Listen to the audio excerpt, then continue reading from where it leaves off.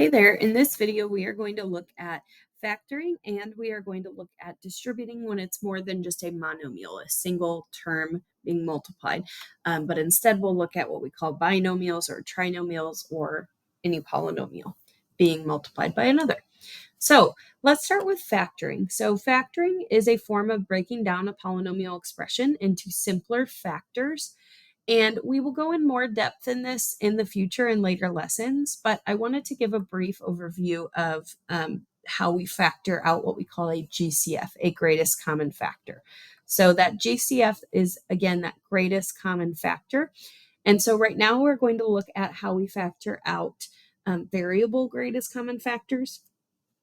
So starting with this 2x to the fifth minus x to the fourth. If we are looking for the GCF, that is going to be looking for, and specifically looking at the variables, looking for x to the fifth and x to the fourth, and seeing what is the highest number of x's I can divide out if I have to divide the same number of x's from each of those terms. So let me show you what I mean. X to the fifth is really x times x times x times x times x. X to the fourth is really x times x times x times x. So if I think about having this x times x times x times x times x, and then four of them over here, if I'm asking you how many can I pull out, if I'm pulling out the same number from each group, the highest amount is going to be 4 x's from each group. I can't pull 5 because this group has 5, but this group only has 4 to pull. So it is going to be the smallest of the two exponents here. And so x to the fourth is going to be our greatest common factor in terms of the variables out of these two terms. So I can divide out this x to the fourth. And if I write it underneath to help you see it visually, we can divide x to the fourth. If you think about your exponent rules, when we do x to the fifth over x to the fourth, we subtract our exponent. So we're going to do 5 minus 4. 5 minus 4 is 1. So this will leave the 2 because 2 divided by 1 is 2. And then x to the first power is just going to be x. And then over here we have minus x to the fourth over x to the fourth. Well, if I subtract 4 minus 4, I get 0. And x to the 0 power, remember our exponent rule, anything to the 0 power is 1. So x to the fourth divided by itself is just going to be 1. So your answer, when we factor out the greatest common factor here, is going to be x to the fourth times 2x minus 1. And you can check yourself by distributing this back. So if you think about what we've learned about distributing so far with that single term out front, we would multiply this back in. X to the fourth times 2x, you would add those exponents, and that would become 2x to the fifth. X to the fourth times negative 1 would be negative x to the fourth. And we're back to what we started with. So factoring is essentially the opposite of distributing. That's what you're doing here. So on number 2, we have 3x squared plus 8x. So again, if we are pulling out the GCF, think about this x squared as having an x times an x, and then x is just x. If I want to know what is the most number of x's I can pull out of each group, if I have to pull the same number out of each group, that would be 1 out of each. So that means x is our GCF, our greatest common factor. And if we divide each of these by the GCF, which is x, we subtract the exponents on the x squared and the x to the first. 2 minus 1 is 1, so this is going to be 3x to the first power, or just 3x. And then x divided by x is just 1, because if I have x to the first over x to the first and I subtract those exponents, I get x to the 0, which is just going to be 1. So we're left with 8 times 1, and 8 times 1 is 8. So this would be our factored version. Again, if you wanted to, you could check by distributing. X times 3x is 3x squared. X times 8 is 8x, and that gets us back to our original. So that does work, and that tells us that this is our factored version. So now let's get a little more in depth with distributing polynomials.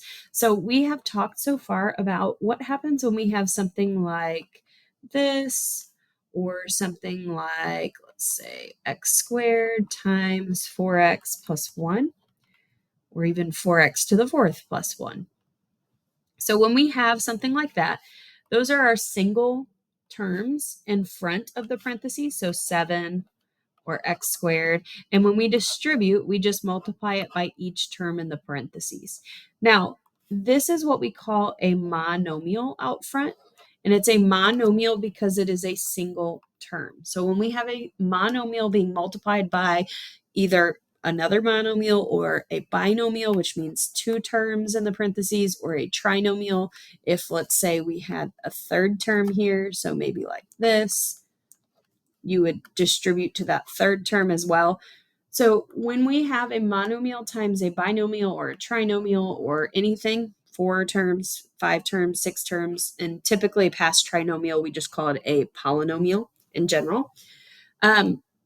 When we have that set up, we just multiply this number in front, or this variable, this expression in front, by each term in the parentheses. So it's going to be very similar when we do that with binomials times binomials, or if you get up to a binomial times a trinomial or something like that. You are going to take each term in one parenthesis set, usually the first set of parentheses, so x and -3, and we will multiply each of those by each term in the second set of parentheses. So for example, we'll start with x. X will get multiplied by the 4 and by the -x squared. -3 will get multiplied by the 4 and the -x squared. So there is often a phrase that is used, FOIL. And if that helps you, you can absolutely use that. And this will only work when it's two binomials together. This little phrase or way of remembering what to multiply together. So if you think about instead multiplying every single piece or every single term in the first set of parentheses by every single term in the second set of parentheses, that works no matter how many terms there are. FOIL only works if there's a binomial and a binomial, so 2 terms and 2 terms. So FOIL is first, so that's going to be the first term in each, which is these two. Outer, which is the first here and the last here, the outer 2 terms. Inner 2 terms, which is going to be the second one in the first parenthesis and the first one in the second parenthesis, so the middle 2 numbers or terms. And then last is the last term in each parenthesis. So following that, we do x times 4, which is 4x. X times -x squared, we add the exponents and it becomes -x to the third power. -3 times 4 is going to be -12. And then -3 times -x squared is going to be positive 3x squared. So that is our first step. We distribute. Once you distribute, you then want to combine like terms, if at all possible. We see a 4x, we see an x cubed, we see a 12, and we see a 3x squared. None of these are like terms. So then we just go on and we go ahead and rearrange the terms. So our highest exponent is going to be this -x cubed. So that will go first. Then we will have this plus 3x squared. Then we drop down to the x term. So that's going to be a positive 4x, so plus 4x. And then we end off with this constant of -12, -12. So that is your final answer on this one once you have distributed those binomials. And then we reorder it in standard form. So let's take a look at number 4 then. This time we have, again, 2 binomials. So we have x to the third plus 8, and we have 7 minus x. So just like on the last one, we are going to start with that part. So even though there is additional terms, there are additional terms here, we are going to go ahead and start by doing each term in the first set of parentheses, so x cubed and positive 8, multiplied by each term in the second set of parentheses. So x cubed times each term and 8 times each term. Now, it does not technically matter what order you multiply those in, as long as you multiply each pair together that is necessary, all 4 of those pairs there. So x to the third times 7 is going to be 7x to the third. X to the third times -x is -x to the fourth power. When we add the exponents, the 3 and the 1, we get 4. 8 times 7 is going to be 56. And 8 times -x is going to be -8x. Then we still have this plus 4x right here and this minus 6. So now what we want to go ahead and do is we want to go ahead and combine any like terms that we may be able to combine. So 7x to the third does not have any pairs or any terms that match with it. It's the only like term for x cubed. Negative x to the fourth power. Again, that is the only x to the fourth power term. 56 is a constant. There is another constant. Negative 6 is a constant, so that's going to be able to go with that 56. And then negative 8x and positive 4x are both common terms or like terms as well. So let's go ahead and combine where we can. 7x to the third does not have any like terms. Negative x to the fourth does not have any like terms, but 56 minus 6 is going to be positive 50, so plus 50. And negative 8x plus 4x is the same as like 4 minus 8, which is going to be negative 4x. And then we have rearranging them from highest exponent to lowest on the variable. So that means we're going to actually rearrange this into standard form by putting this negative x to the fourth first, and then this 7x to the third. So we'll start with this one, then go here, plus 7x to the third. And then next we're going to have this minus 4x as our third term. And then finally, we will end with our constant plus 50. So this is our final answer written in standard form. So in summary, we talked about factoring specifically by the GCF by pulling out that common factor, specifically the variable. So for example, if I had something like 3x to the fourth power plus 2x to the second power, our greatest common factor with those variables is going to be the lowest exponent.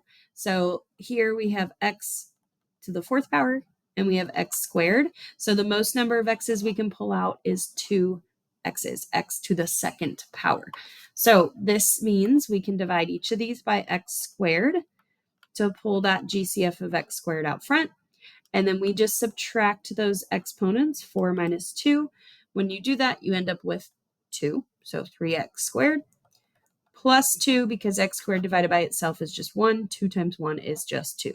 So remember, that is the process of factoring out our GCF. Now, distributing binomials, trinomials, etc. We talked about binomials. So if I have a plus b in one and c minus d in the other, remember we are doing a times c, a times negative d, b times c, and b times negative d. And then you would simplify by combining like terms and then rearranging in standard form. Now you can continue that process on no matter if it was a trinomial. So let's say I had a plus b, and then let's say c plus d minus e. We can do the exact same thing. So a times c, a times d, a times negative e, and then b times c, b times d, b times negative e, so on and so on. If there were 4 terms, or if let's say there were 3 in one and 4 in the other, it's going to be the same process every time. Multiply each term in the first set of parentheses by each term in the second set of parentheses, and then combine like terms where you can and rearrange into standard form.